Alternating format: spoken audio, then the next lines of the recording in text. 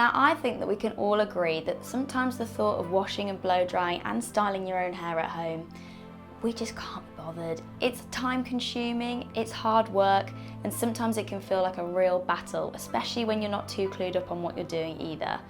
But today, I'm gonna make your life easier and take the dread out of wash day, because here are some tips for blow drying your hair at home that are gonna change your life. Today is wash day for myself, and I've just hopped out the shower. So to get into my first tip, we're gonna go in and make sure that you guys know exactly what products to use on your hair.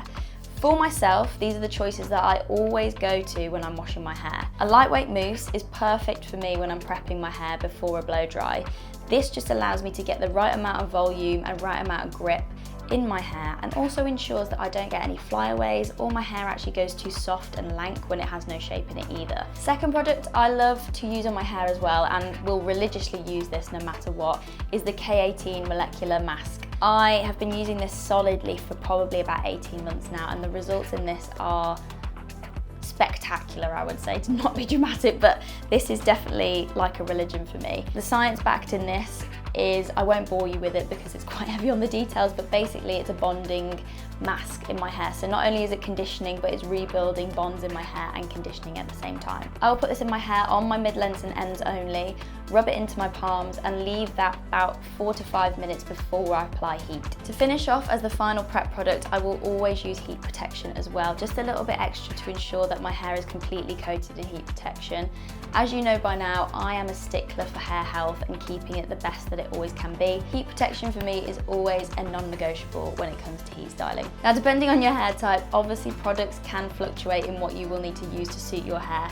So anyone with finer hair, I would stay away from heavy and oily products. This is going to weigh your hair down and get rid of any volume that you want to achieve.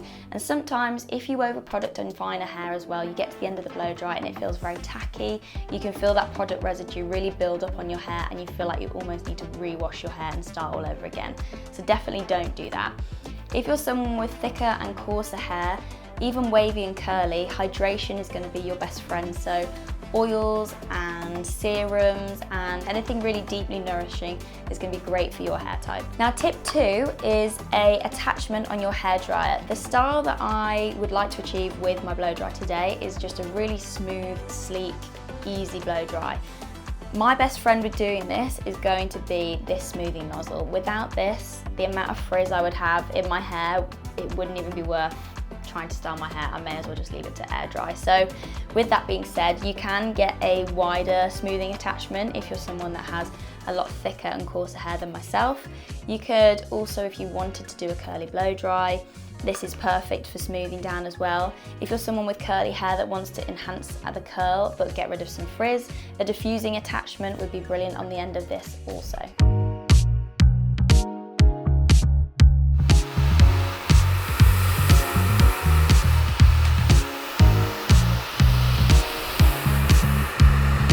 You'll notice when I'm actually using the brush and the dryer together as well to smooth each section out, it's so important not to touch the nozzle against the shaft of your hair or the brush.